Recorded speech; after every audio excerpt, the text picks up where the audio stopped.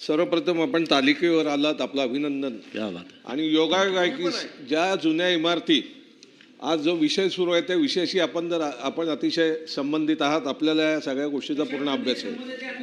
नाही, मी राहतच होतो चाळीत. परंतु एक वस्तुस्थिती आहे की 79A 79B आल्यानंतर लोकांना दिलासा मिळाला होता.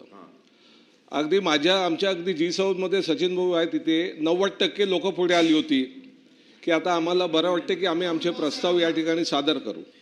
दुर्दैवाने न्यायालयाच्या सगळ्या समस्येमुळे परत त्याच्यामध्ये दिरंगाई झाली. खरं म्हणजे शासनाने फास्ट ट्रॅकवरती हे सगळं प्रकरण न्यायाला पाहिजे होतं. माझी आपल्याला विनंती आहे की आपल्याला फास्ट ट्रॅकवरती जाऊन तातडीने याच्यात निर्णय घेता आला तर त्या बाबतीत एक प्रयत्न करावेत. दुसरं असं की या ठिकाणी आपण स्ट्रक्चरल ऑडिट म्हाडाकडून केलं जात आहे, वस्तुस्थिती आहे. परंतु माझी विनंती आहे की म्हाडाने स्ट्रक्चरल ऑडिट केल्यानंतर सेकंड ओपिनियन म्हणून रहिवाशांना संधी द्यावी. आणि रहिवाशांकडून जे सेकंड ओपिनियनचं स्ट्रक्चरल ऑडिट येईल ते ग्राह्य धरावं अशी माझी विनंती आहे. कारण यामध्ये नेहमीच वाद किंवा तफावत होत असते. आणि मग आता एकतर आपण अशा तऱ्हेने निर्णय घ्यावेत. दुसरी गोष्ट आहे की आजच्या घडीला आपले कोर्टाच्या नियमाने किंवा कोर्टाच्या आदेशाने जजेसची समिती आली, त्यांनी 13,000 इमारती धोकादायक डिक्लेअर केल्या. आज जवळजवळ 82 इमारती अति धोकादायक आहेत आणि जवळजवळ 178 इमारती C1 कॅटेगरीमध्ये आहेत. म्हणजे आज प्रत्येकाला नोटीस गेले. दरवर्षी पावसाळ्यामध्ये ही समस्या निर्माण होते. प्रत्येक जुन्या साईडला रहिवासी टेन्शनमध्ये असतो की हा पावसाळा माझा कसा जाईल. आणि त्यामुळे सातत्यानं मग लोकप्रतिनिधींना भेटून बाबा मला याच्यातनं दिलासा द्या अशा तऱ्हेने आपण काय केलेलं आहे की आता ह्यावेळेला आपण ही नवीन योजना जाहीर केली. आम्ही तुम्हाला 20,000 भाडं देतो, तुम्ही तात्पुरते शिफ्ट व्हा. आज मुंबई शहरामध्ये, माफ करा मला असं चुकीचं बोलायचं नाही कुणाबद्दल, परंतु एखादं झोपडीवाचं घरसुद्धा पाहिजे त्याचं किमान भाडं या ठिकाणी 40,000 आहे. लक्षात ठेवा, कुठेही 20,000त घर मिळत नाही. बरं, आपण 20,000 देताना अटही अशी टाकलेली आहे की 100% लोकांची संमती असेल तरच आम्ही भाडं देऊ. माझी मागणी अशी आहे की जी 100%ची अट आहे, एकतर धोकादायक इमारतीतील रहिवासी तयार होत असतील तर 100% भाडं घेणारी अट ही काढून टाका.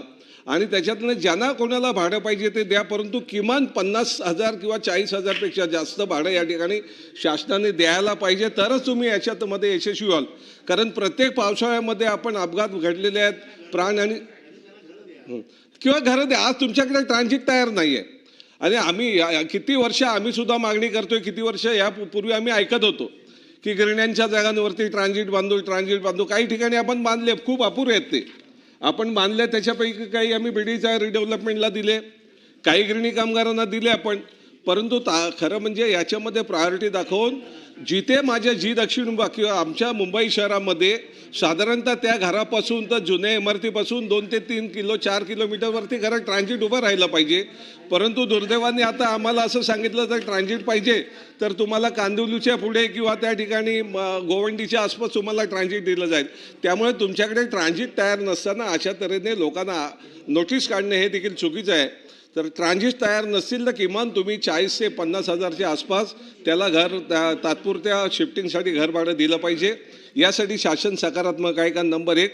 नंबर 2 असं आहे की साहेब, आपण एल्फिस्टनचा ब्रिज त्या ठिकाणी उभारत असताना MMRDAच्या माध्यमातून त्या ठिकाणी लक्ष्मी बिल्डिंग किंवा अन्य एक बिल्डिंग या ज्या रोड लाईनमध्ये येत होत्या त्या रोडच्या ब्रिजच्यासाठी धोकादायक म्हणून आपण त्यांना पर्यायी जागा दिल्या, त्यांना परमनंट शिफ्टिंग केली. परंतु आजही तिथे RLच्या मध्ये एक सूरज बिल्डिंग आहे, विरा बिल्डिंग आहे, डायविरा बिल्डिंग आहे, 3 बिल्डिंग आहेत. त्या इमारतीला आज धोकादायक म्हणून आपण नोटीस दिलेली आहे. लोकांची अशी इच्छा असते की धोकादायक इमारत आहे, मला रिपेअर करून मिळावी किंवा रिडेव्हलपमेंट व्हावी, पुन्हा मी याच जागेत यावं. परंतु कुठेही याची शाश्वती नसल्यामुळे लोक हवाल दिलायत. माझी आपणास या ठिकाणी प्रश्नवजा विनंती पण आहे की जर म्हाडाच्या माध्यमातून आपण 88(3) खाली कंपल्सरी ह्या 3 बिल्डिंगचं संपादन करून आज तुम्ही 33-24 सारखं चांगला DCRमध्ये प्रोव्हिजन केलेले आहे का नाही? म्हाडा त्यांच्याशी पार्टनरशिप करून, खाजगी बिल्डरशी पार्टनरशिप करून त्या ठिकाणी या 3 बिल्डिंगचा प्रस्ताव करत. माझी विनंती आहे की शासन तातडीने या 3 बिल्डिंगच्या संदर्भाने 33-24 अंतर्गत अथवा म्हाडा रिपेअर बोर्ड 88(3) खाली कंपल्सरी संपादन करून त्याच ठिकाणी म्हाडाच्या माध्यमातून रिडेव्हलपमेंट केली जाईल का?